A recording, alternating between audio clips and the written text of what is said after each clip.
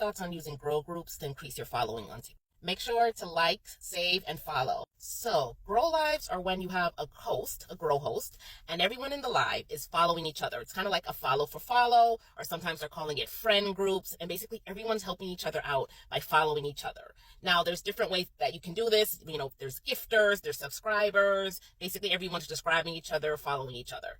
This can be a really good way for you to grow your following if you don't care who your followers are. If you're trying to target a specific type of follower, and because you want that follower to now convert into a customer, grow groups might not be the best. It may not help you to have a bunch of followers that are very random, all over the place. Everyone does different things. Everyone has different interests. It might be harder to convert those people.